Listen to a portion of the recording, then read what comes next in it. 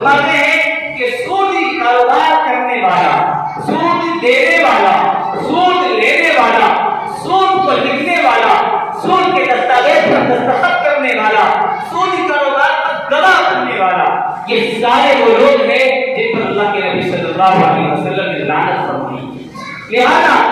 قانون میں یا شریعت میں جو بینک میں کاروبار کرنے کو حرام قرار دیا ہے، بینک میں ملازمت کو ناجائز قرار دیا ہے، وہ اسی وجہ سے قرار دیا ہے کیونکہ بینک سودی کاروبار کرتا ہے، بینک سودی لین دین کرتا ہے۔ یہ مسلمان ہے، اگرچہ اس کو تنخواہ بھی نہ رہی ہے متعین، لیکن چونکہ بینک جس بینک میں کام کر رہا ہے وہ بینک سودی لین دین کرتا ہے، سودی کاروبار کرتا ہے، تو یہ شخص اس بینک کے سودی کاروبار کا معاون کر رہا ہے، اس کا یہ تعاون کر رہا ہے، اس لیے بینک میں نوکری کرنا ناجائز ہے۔ اسی طریقے سے آج بہت سے لوگ شیئر مارکیٹ میں پیسہ لگاتے ہیں، بہت لوگ آتے ہیں شیئر مارکیٹ میں پیسہ لگانا جائز ہے ناجائز ہے۔ شیئر مارکیٹ میں نفع حاصل کرتے ہیں، کم پیسہ لگاتا ہے۔ شیئر مارکیٹ جو کمپنی ہوگی اس میں شریعت کے علوم کا جو فتویٰ ہے وہ اس بات پر ہے کہ اس کی تقریباً 8 شرطیں ہیں۔ ان 8 شرطیں اگر کسی کمپنی میں پائی جائے تو پھر وہاں سے کاروبار کرنا جائز ہے۔ لیکن آج جتنی کمپنیاں ہیں اور جہاں جہاں شیئر بازار اور شیئر مارکیٹنگ کا سلسلہ چل رہا ہے، ان تمام میں وہ جو 8 شرطیں دارالعلوم نے لگائی ہے وہ شرطیں محفوظ ہیں۔ دارالعلوم نے شریعت نے ایک حکم یہ لگایا ہے، ایک شرط یہ ہے کہ جس کمپنی میں آپ تجارت کر رہے ہیں، جس کمپنی میں آپ پیسہ خرچ کر رہے ہیں، جس کا آپ شیئر خرید رہے ہو، وہ کمپنی اور وہ جس مارکیٹ میں آپ لگا رہے ہیں وہ سودی کاروبار نہ کرنا ہو، ایک شرط۔ دوسری شرط یہ ہے کہ وہ کسی دوسرے حرام کام میں مبتلا نہ ہو۔ لہذا آج کی جو شیئر مارکیٹنگ ہے اور جو شیئر مارکیٹ کی جو کمپنیاں ہیں وہ سودی لین دین ضرور کرتی ہیں۔ اسی طریقے سے وہ شراب کا لین دین کرتے ہیں، شراب کو بیچتے ہیں، شراب کو خریدتے ہیں۔ تو ان شرطوں کی بنیاد پر یہ حکم دیا گیا کہ شیئر مارکیٹ میں پیسہ لگانا اور شیئر مارکیٹ سے نفع حاصل کرنا یہ ناجائز ہے، نہ اس کا پیسہ لگانا ہے۔ لہذا آدمی تھوڑے نفع کے لیے اور تھوڑے سے لالچ کی وجہ سے نہ جانے کس طریقے سے پیسہ لگا دیتا ہے۔ میرے بھائی، آپ جائز طریقے سے کسب معاش اختیار کیجیے، جائز طریقہ اختیار کیجیے، آپ کو نفع کم آئے گا، لیکن وہ آپ کی زندگی میں خوشگواریاں لائے گا، وہ آپ کی زندگی میں خوشحالی لائے گا، وہ آپ کے بچوں میں خوشحالی لائے گا۔ اور اگر آپ زیادہ نفع حاصل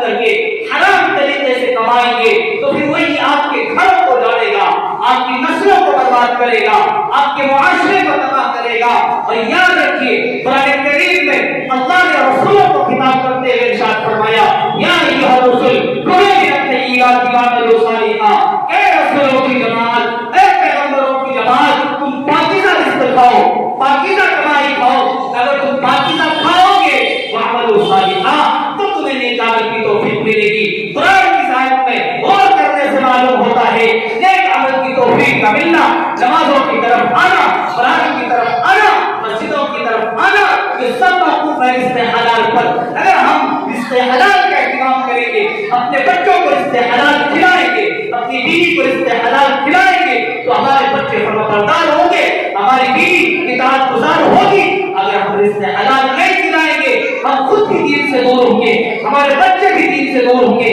ہماری بیوی بھی دین سے دور ہوگی، پھر شکوے کریں گے ہمارا بیٹا نافرمان ہے، ہماری بیٹی نافرمان ہے، ہماری بیوی اطاعت گزار نہیں ہے، اپنے شوہر کا کہنا نہیں مانتی ہے۔ یاد رکھیے، ماں ہو، بہن ہو، بیوی ہو، بچے ہو، باپ ہو، بھائی ہو، بیٹا ہو، بیٹی ہو، گھر کا ہر فرد اگر سدھرے گا تو سدھرنے کا جہاں بہت سارے اسباب ہیں، ان اسباب میں سب سے پہلی وجہ یہ ہے کہ آپ رزق حلال کا اہتمام کریں، رزق حلال کھلائیے، کیونکہ رسولوں کو خطاب ہے، اور ہم جب رسولوں کو اللہ نے حکم دیا ہے تو ہم اور آپ کون سے کھیت کے مولی؟ یہ اللہ نے رسولوں کو خطاب اس لیے نہیں کیا، اللہ نے رسولوں کو خطاب کیا ہے قیامت تک کے इंसानों को समझाने के लिए, क़यामत तक के इंसानों को बताने के लिए, ए लोगों इससे हलाल खाओ, इसमें हलाल कमाओ, हराम से बचो, आपका घर आबाद होगा इससे हलाल से, आपका घर बनेगा इससे हलाल से, आपका माशरा सुधरेगा इससे हलाल से। इसी तरीके से जो नाजायज तरीके हैं रिस्क के कमाने के, उन तरीकों में एक तरीका मसूद ही देते हैं। मैंने इसके ज़िम्मे में आपको बताया कि शेयर मार्केट में पैसा लगाना ये भी नाजायज है। इसी तरीके से बैंक का जो सिस्टम है, चूंकि वो सूदी कारोबार करता है, सूदी लेन देन करता है, इस वजह से उसने मुलाजमत को दारुल में नाजायज करार दिया। उन तरीकों में से एक तरीका भी वर्ल्ड कप में चल रहा है। बहुत से नौजवान और बहुत से लोग और बहुत से अच्छे खासे लोग और पढ़े लिखे लोग डायरेक्ट लेवल के जरिए, सर्कल लेवल के जरिए जो मुख्तलिफ एम है उसमें कुछ मखसूस रकम है और रकम को लगाकर वो जुआ खेलते हैं, सट्टा खेलते हैं। और वो बहुत से नौजवान को हमारे माशरे और समाज में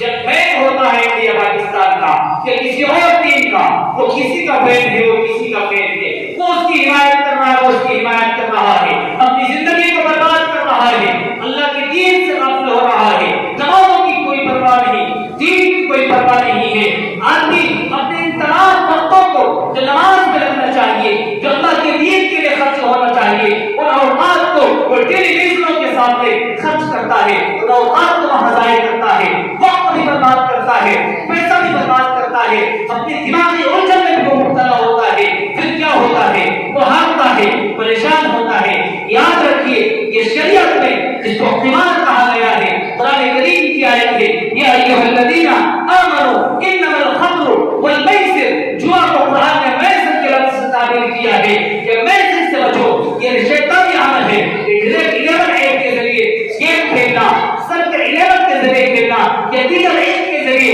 दूसरे गेम खेलना, वहाँ पैसा लगाना, पैसा हासिल करना, ये सारी वो चीजें हैं जो नाजायज और हराम है। ये सारी वो चीजें हैं जो क़ियामत के ज़िम्मे में दाखिल है। ये सारी वो चीजें हैं जो हराम के और नाजायज के कबील से है, जो हमारी जिंदगी में असरअंदाज होता है। इसी तरीके से याद रखिए हमारी जिंदगी में जहाँ बहुत सारी खराबियां हैं, वहाँ उन बुराइयों में से, नाजायज तरीकों में से एक तरीका कूपन है। कूपन के जरिए बहुत से लोग पैसा वसूल करते हैं, कीमत लेकर कीमत अदा करके कूपन खरीदा जाता है और उस कूपन में जो इनाम निकलता है वो इनाम चाहे वो उससे कम कीमत का हो या ज्यादा कीमत का हो, उसकी मुकद्दर का खेल है। मेरे भाई ये भी नाजायज और हराम है। लॉटरी लगाना, कूपन खेलना और ये गेम खेलना और देशों में जुआ और सट्टाबाजी करना, इस तरीके से लूडो के जरिए बहुत से लोग बहुत आजकल तो जहन में गिरा लूडो के जरिए आदमी एक तंबाकू के नाम पर, एक बिस्किट के नाम पर, पार्ले की बिस्किट अगर तू जीत गया तो पार्ले की बिस्किट, अगर मैं जीत गया तो पार्ले की बिस्किट, तू जीत गया तो एक गुटका और मैं जीत गया तो एक गुटका। क्या मुख्तलिफ छोटी छोटी जो चीजें हैं हम इसको गलत महसूस नहीं करते, अभी समझते इससे क्या फर्क पड़ रहा है। मेरे भाई अगर आपके बदन का, अगर आपके खून का एक कतरा हराम पैसे से परवरिश पा रहा है, आपके बदन का एक हिस्सा और आपके जिस्म का एक हिस्सा, गोश्त का एक टुकड़ा अगर आपके हराम और नाजायज पैसे से बन रहा है तो याद रखिए वो सारा इफेक्ट करेगा आपके अमल पर, क्योंकि कुरान कह रहा है कि अमल साले के लिए जरूरी है कि आपका रिस्क हलाल हो, आपकी कमाई हलाल हो, आपका खाना हलाल हो, जो आपके पेट में जा रहा है वो जायज तरीके पर। ये जुआ खेलना, सट्टा खेलना, ये गेम खेलना, ये कूपन के जरिए आपका हासिल करना, इसी तरीके से ये लोग खेलना और बहुत से लोग क्रिकेट में मैच लगाते हैं, लोग एक तो टीम वाला क्रिकेट है और दूसरा जो नौजवान खेलते हैं और पैसा रखते हैं। मेरे भाई ये बुराई या वो बुराइयां हैं जिसे आज हम बुराई जिसे हम तफरीह के तौर पर दोस्तों के दरमियान में, भाइयों के दरमियान में, मोहल्ले और समाज के लोगों के दरमियान में तफरीह के लिए असद के बाद जाते हैं और नाजायज तरीके से हम 10 रुपए ही वसूल करके 20 रुपए ही वसूल करके ले आते हैं। याद रखिए ये सारी चीजें शरीयत में حرام قرار دیا گیا ہے، شریعت نے ہمیں اس سے منع کیا ہے، قرآن نے ہمیں منع کیا ہے، اللہ کے رسول صلی اللہ علیہ وسلم نے ہمیں اس سے منع فرمایا ہے۔ اگر ہم اپنی زندگی کو خوشگوار بنانا چاہتے ہیں، زندگی کو پاکصاف بنانا چاہتے ہیں، تو ہمارے لیے آپ کے لیے ضروری ہے کہ ہم رزق حلال کا اہتمام کریں، ان تمام ناجائز شکلوں سے بچیں۔ اور اگر ہم کوئی کاروبار کر رہے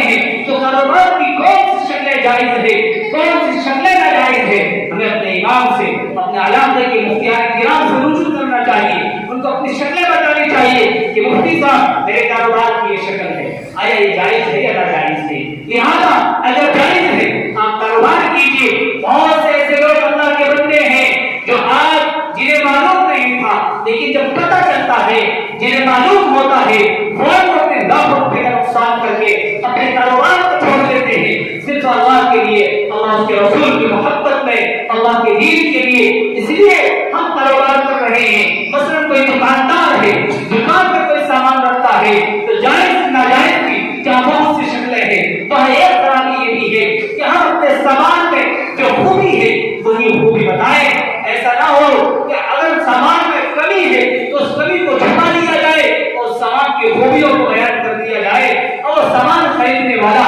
سامان خرید کر چلا گیا، جب گھر جا کر سامان کو دیکھتا ہے اسے احساس ہوتا ہے کہ یہ مسلمان بندہ تھا اور اس نے اپنے سامان کی خوبیاں بیان کی، میں نے اس پر اعتماد کر لیا، لیکن سامان کے اندر یہ کمیاں ہیں۔ میرے بھائی،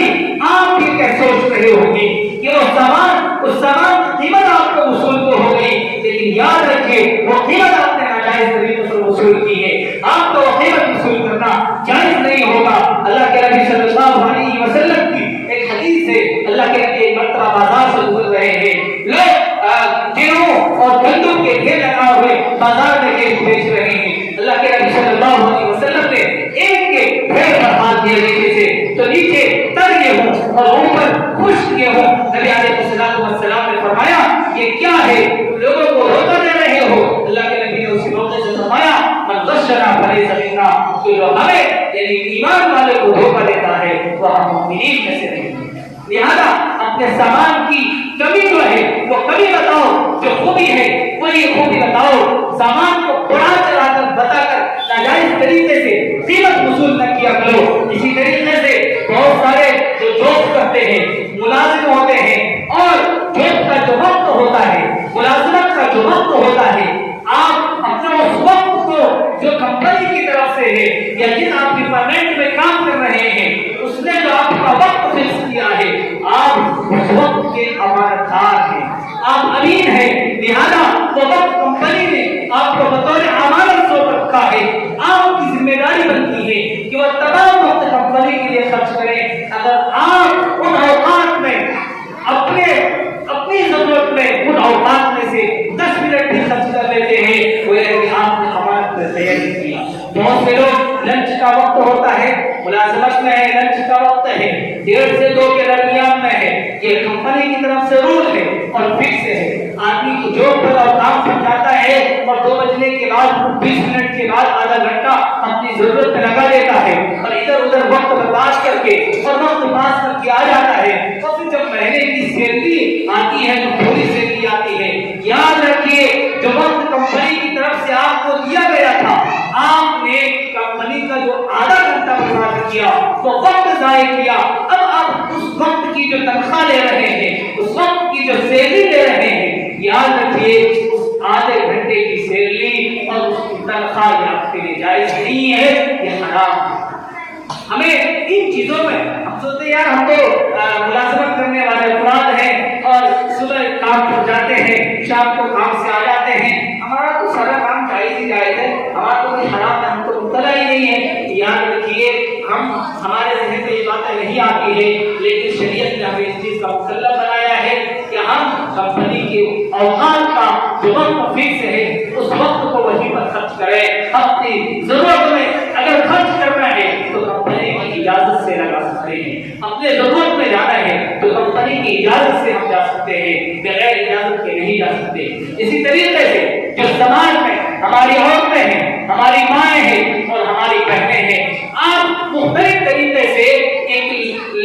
لون کا سلسلہ چلا ہوا ہے، 30,000 کا لون ہے، کوئی 80,000 کا لون ہے، کوئی 1 لاکھ کا لون ہے، کوئی 1.5 لاکھ کا لون ہے، اور ہفتے کا یہ لالچ دیا جاتا ہے کہ صرف آپ کو 500 روپے بھرنا ہے، 15 دن میں 1,000 روپے ادا کرنا ہے۔ آدمی سوچتا ہے جب 30,000 روپے لے کے کہیں پر ہم لگا دیں گے اس سے آمدنی آتی رہے گی، 500 روپے تو لے رہے ہیں تو ہم سے بڑی بات ہے۔ آدمی یہ سوچ کر وہ لے لیتا ہے لون۔ یاد رکھے میرے بھائی،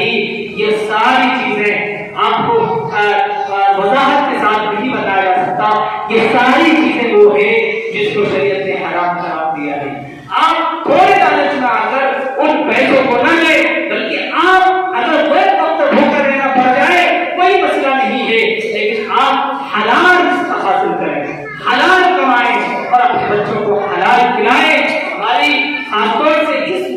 اس کاروبار میں اور اس سودی لین دین میں جو لوگ کا سلسلہ ہے، ہماری عورتیں اور ہماری بہنیں زیادہ مبتلا ہوتی ہے، تو کسی اور چیز کے لینے کی شکل میں، کبھی زیور لینے کے لیے، کبھی شاپنگ کرنے کے لیے، یہ چھوٹا موٹا وہ لین دیتی رہتی ہے، کبھی 30,000 کا لے لیا، کبھی 40 کا لے لیا۔ تو یہ جو طریقے ہیں یہ طریقے یاد رکھے نہ جائیں اور حرام ہے، اس سے ہماری زندگی پر فرق آئے گا، ہمارے بچے ہمارے نافرمان بنیں گے اور اطاعت گزار نہیں بنیں گے۔ پہلے زمانے میں اور آج بھی وہ بچے جو مجاہد پیدا ہو رہے ہیں، جو فلسطین کی مائیں اور بہنیں جو اپنے بچوں کو قربان کر رہی ہیں اور اپنے بھائیوں کے لیے وہ سلام پیش کر رہی ہے، ان کی شہادت پر وہ خوش ہو رہی ہے، اور وہاں کے بچے آج بھی مجاہد پیدا ہوتے ہیں، ان کے دل کے اندر مسجد اقصی کی حفاظت ہوتی ہے، شوق ہوتا ہے، قرآن کی حفاظت کا شوق ہوتا ہے،